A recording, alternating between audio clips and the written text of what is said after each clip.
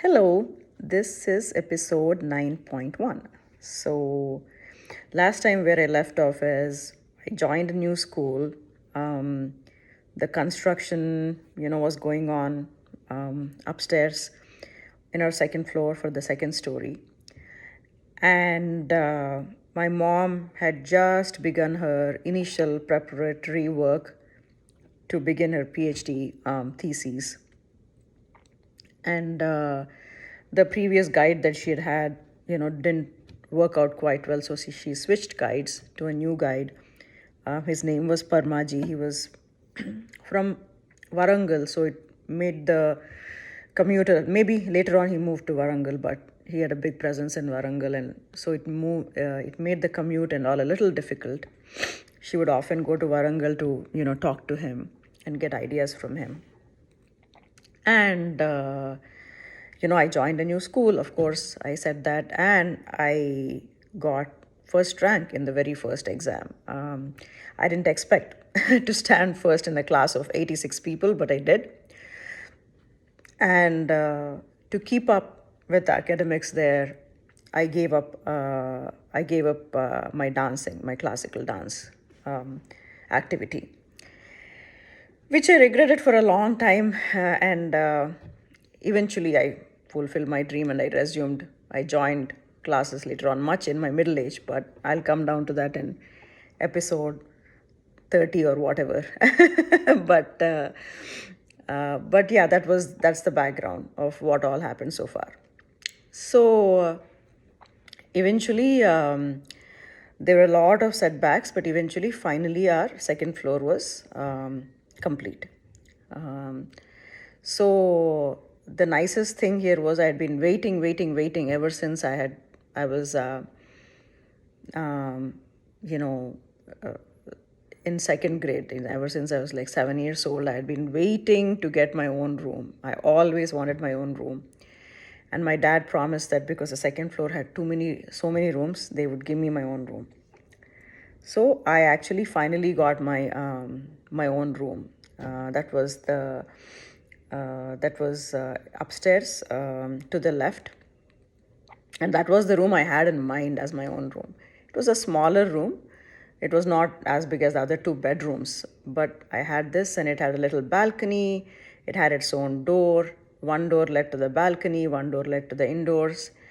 And they even got a bookshelf. They got some more furniture made through Mara, and he did a really good job. They got like it was actually my mother's design. It was like a table with a study table with a bookshelf. So my mom said she wanted that table to do her preparation for her PhD and all that. So my dad said, "Yeah, you can take two shelves, and Anu can take two shelves."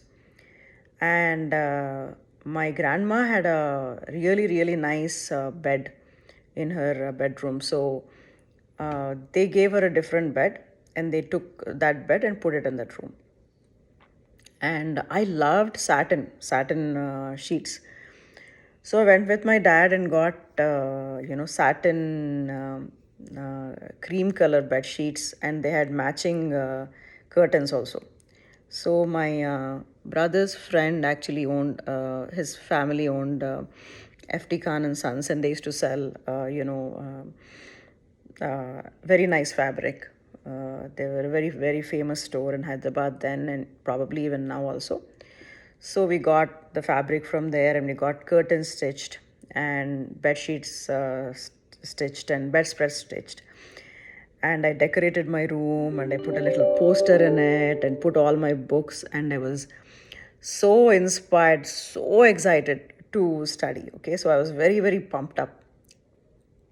Then around this time, what happened was, because we had the upstairs, by this time I was very much into Amar Chitrakatha, and Tinkle was introduced. My dad actually introduced it to me, and it was wonderful. So I was like, it used to get published every month, and then it got published every 2 weeks, so every fortnight.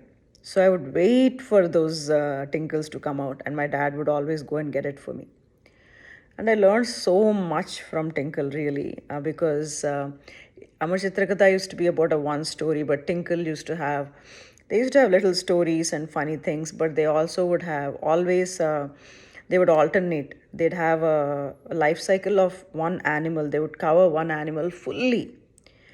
It was fascinating. That's where I first learned that, in seahorses, um, the male actually gets pregnant, and how it gives birth. I found it so fascinating. There would be one just on crocodile, there would be one just on, like, amazing animals, penguins. There'd be a feature on an animal, on a life cycle of how an animal lives, how it survives, what it eats. So there used to be one of that, and there used to be other features also on history, or some scientific marvel. They'd always have, like, story of flight. So they would see, like, they would have a short feature on, how people, tried to fly, and how they first invented the zeppelin, and how then they used to have blips, and in a world war how they, slowly made little bigger flights. How the Wright brothers, for in did their first flight. There are many failed attempts. Edison, how he invented the light bulb, penicillin. They used to have features about these. So I used to really like them. It was a very, very good book, actually. I don't know if it's still being published or not, but I learned a lot from that. So my brother used to have a lot of Chandamamas, but I was not much into it because that had more like mythological, like that had like more fiction-based stories, whereas right from that very young age, I was more into like fact-based, like real stories, that things that really happened, like history, or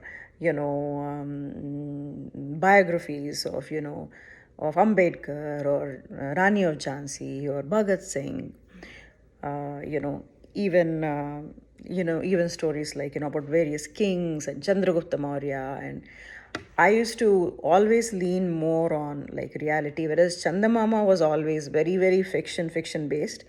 And right from that very young age, I was not so interested in fiction, so I never read much of Chandamama. Here and there, I would take my brother's old books and read them, but I was more into this. So eventually, over a period of time, my brother had already collected a lot of books and novels, and I had so many books and novels. And my parents also used to buy for us. So they bought a series called Tell Me Why, and I used to like devour it. It was actually my brother's, but there used to be a series, and the name was Tell Me Why. Then next was More Tell Me Why. Then the number three was lots more, tell me why. And the last one was much more, tell me why. So I remember. And it was all about general knowledge. Like, it was like an encyclopedia kind of thing, but for kids. So I grew so hungry for trivia and history and fact based like stories, like real stories, biographies, and this became my passion from a very young age. It remains a passion even now. I can sit for hours and watch a biography. I can watch a biography every day and never get bored. So, or a documentary. I love documentaries. So, not so much nature and science and all, but like anything to do with people or their experiences, I really love. Um, so, um, uh, so we had lots of books. So what my mom said was, apparently when my brother was very young, maybe before I was born, he used to have a library of his own, and he used to rent books, and he used to run a library. So they said, "Oh, why don't you run a library?" And I got really kicked about this idea. So what we did is, upstairs there was when we went upstairs, like you go from inward, you go upstairs to my the upper level of my home, and there's a little stairs that branches off to a terrace, and then the main stairs continues on to a kitchen.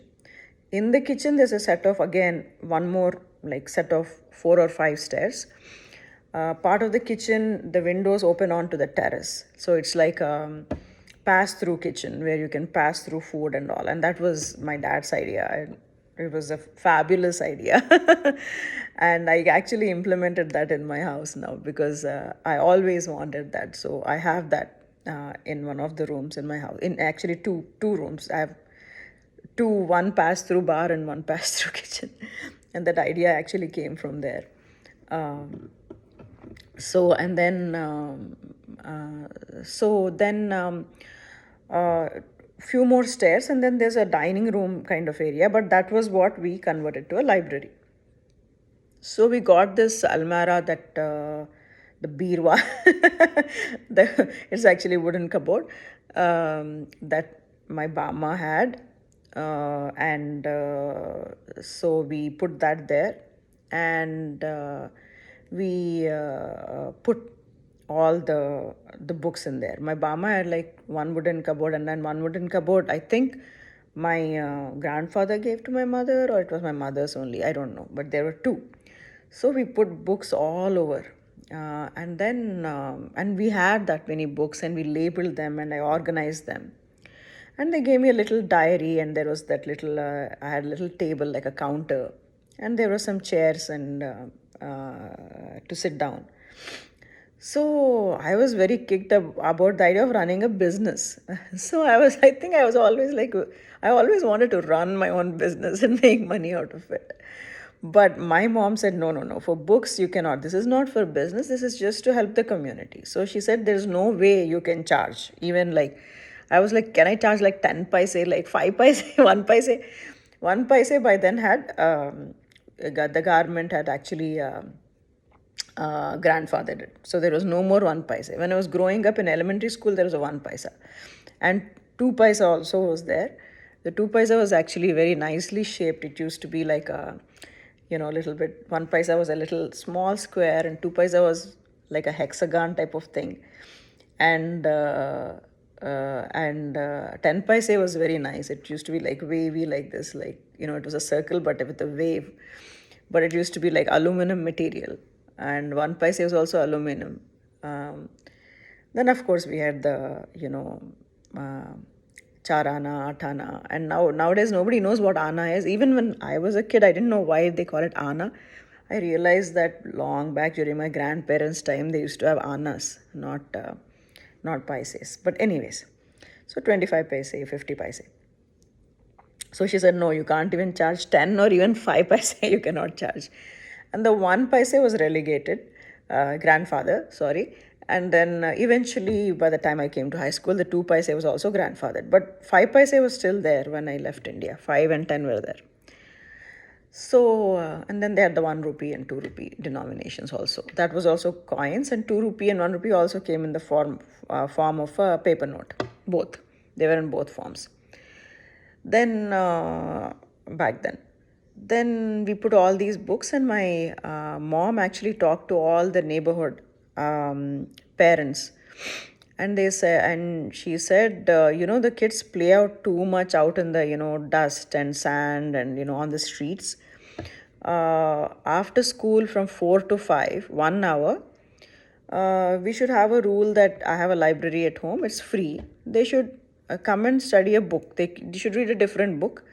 And Anu will be the librarian, and she'll note down how much time everybody read. And then after that, they can go play. And if they didn't read for that day, we should not allow them to play, right? So this will give a nice reading culture. So conceptually, the concept was very good. Conceptually, it was for a good deed. It was a good, incentive for the kids to play and all that. But actually, in reality, it it didn't work out that way, because all the kids had different interests. Most of the kids in my neighborhood, they had, unlike me and my brother, who were both very much into reading. Like, my brother was very much into reading.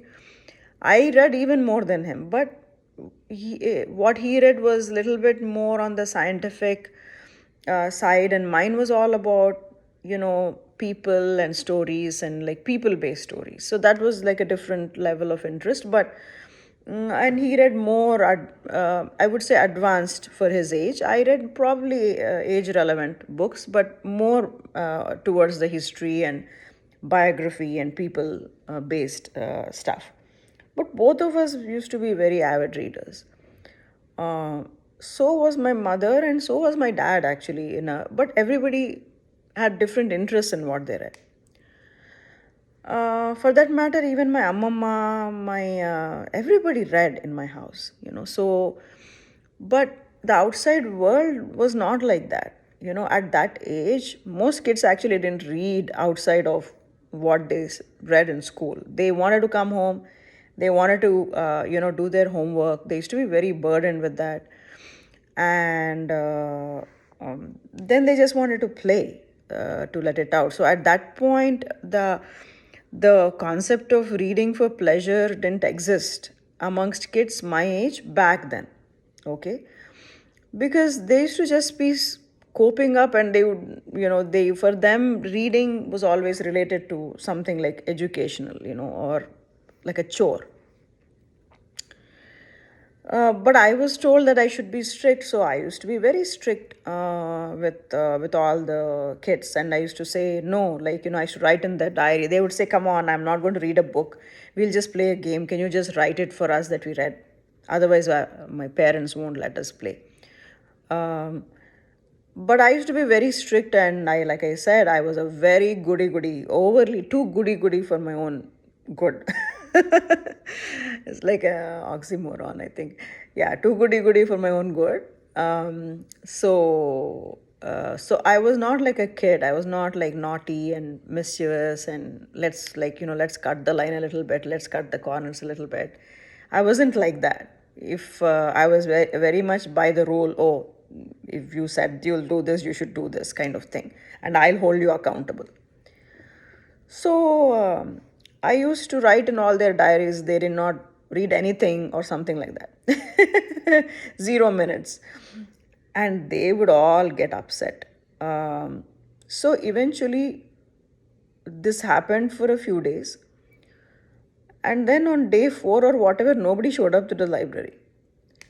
And then when I went to call them, saying it's library time, 4 p.m., they were very rude to me. They were like, yeah, get lost. You go read your books. We don't want to, this thing. And they didn't ask me to play. So suddenly, overnight, I got excluded from my whole friends group. Overnight. It just happened overnight because of this library situation. So, like when I joined initially my fourth grade, I had, like I said, my neighbor's home had Shailu, Jyoti, Kumar, and then there was Arun, Munni, then there was Jawdat, Naushin, Tariq. So a total of, there were about 12 kids, and we were a gang, and we would play every day. Okay. Granted, I was not so athletic, but I would still enjoy hanging out with them, and then everything. But overnight, from 12 friends, I had 0 friends, and they just didn't want to talk to me at all. Their parents also at home, through this library experience, realized that they didn't know until then that, because I used to play with them also, they thought I was one of them. They realized how much I was reading, and my mom didn't really boast about it, but just through this library, they kind of found out that I was reading a lot, right? And that created some kind of an insecurity and competitiveness within themselves, that their kids were so behind, like they didn't read at all, you know. And when they got exposure to a kid who was reading so much, at home, they all started comparing their children, who were more or less my age. 5 or 6 kids were 1 year younger than me, and couple of kids were my age, and then 4 or 5 kids were 1 year older than me. So practically they were all my age. So they all started comparing them to me.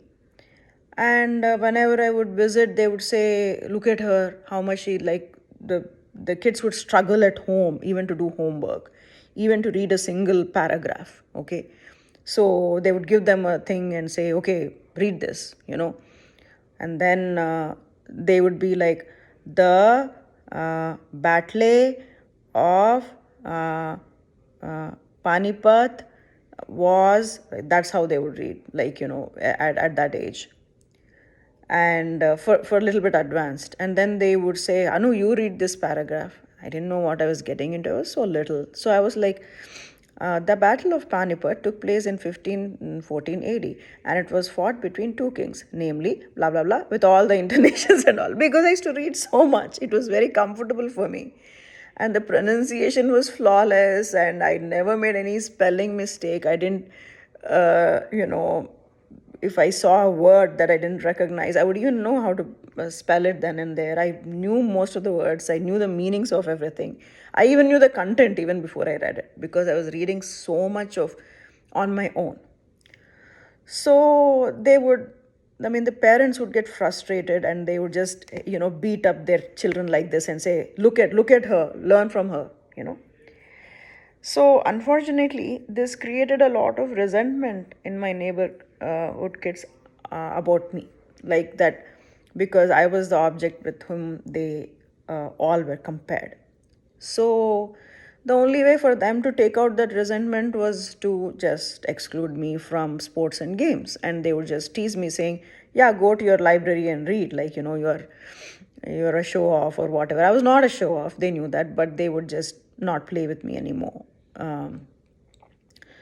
So suddenly in the evening, my life became very a little bit, I would say, depressing for a 9-year-old to be surrounded by friends, to know that all her friends are like playing outside, having fun, and they're because in India, the neighborhoods, they all play on the streets, so you can hear them. You can hear them playing. You can hear them, and you're not invited, and you don't know, and you were part of their gang.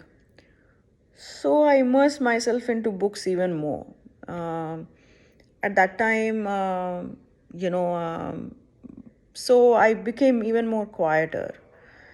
And in the evenings, there was a baby at home, and downstairs, the baby was downstairs with my mom and all, and upstairs it was just me, and my brother used to be in his room. Mostly his room was locked, and I had my books and myself in this room, and then I had my room.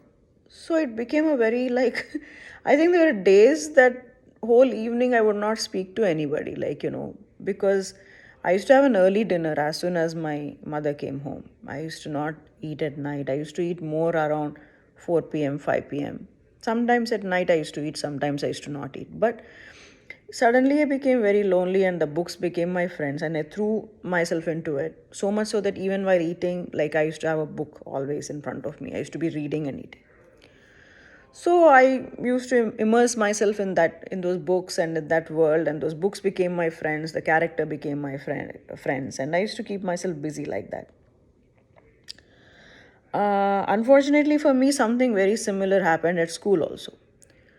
So at school, what happened was, this was a convent school, but the good and bad of it is, see, my brother, and eventually, not in the beginning, but eventually my sister, like around high school, and my brother from fifth grade onwards, they went to very elite schools.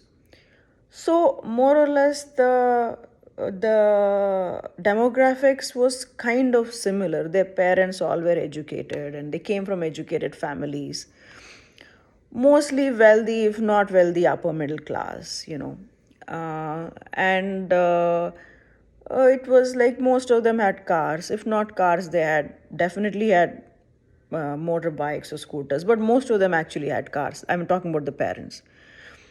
Their similar mindset, they had similar, they lived in similar neighborhoods and similar houses. But the school I went to was very different. It was very, very diverse. Okay, very diverse. So there were people who were from very wealthy families, Marwadi businessmen's children and politicians' children. But perhaps some of these families were completely uneducated. Uneducated as in they didn't go to, like, I mean, they knew how to read and write. They were smart, don't get me wrong. But uneducated in the traditional sense that they didn't converse in English and they had a lot of money, but they were not really exposed in terms of travel or being educated, they didn't have professional jobs. Many of them didn't have college degrees, the parents, but they had a lot of wealth. So they wanted their kids to come to these schools. So they would send them there. And somewhere, majority of them was middle class. And the definition of middle class was very different in my school, because that was the real life. So in the kind of demographics that my parents were moving, maybe if you had to drive a scooter and instead of a car you were poor, but it was not like that. Here it was real. Middle class was people who lived in in chawl like settings in a compound, and who had a shared bathroom, and whose dad probably had a scooter, but the children traveled by bus, the moms traveled by bus. Most of the moms were housewives. The ones who did work used to usually work as clerks or admins, office admins. That's the kind of, or bank, ATM tellers. Those are the kind of jobs the mothers had, if they worked. Otherwise, most of them were housewives. They were also used to, some of them came from joint families where the mother was only in the kitchen. There are a lot of, none of them were broken homes, but quite a few of them came from homes where there was domestic violence also there. And this was a typical middle class. This was a true middle class. And some were very wealthy also. And again, everybody saw going to a convent English speaking school as their ticket to success in the future. That's why people worked very hard to send their kids to these schools. People who were wealthy but not so sophisticated, they wanted their kids to have this kind of an education. People such as my parents, they of course wanted their kids to have a similar education and background and come do similarly well as they were doing.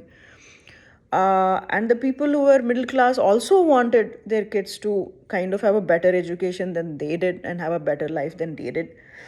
And some very wealthy kids also came there who used to come in cars and very nice cars like Contessa and even nicer cars than me. But this was, and they were, because it was a Catholic school, it used to do a lot of subsidiary education also, where people didn't have to, if you were Catholic or if you're willing to be Catholic, you didn't have to pay any fees at all. So there used to be people in very rich Christians, but there used to be also people like domestic, Aya's children, police constables' children, or domestic workers or construction workers. Their kids also used to be there. So it was very diverse. So bottom line was, the competition was very fierce to make it in life. Fierce, like cutthroat. So when I got the first rank, suddenly, like earlier, I was just a newcomer, and they didn't know where to place me. Okay, as in I was a clever or I was a moddu or I was a average student, but now they knew I was a clever.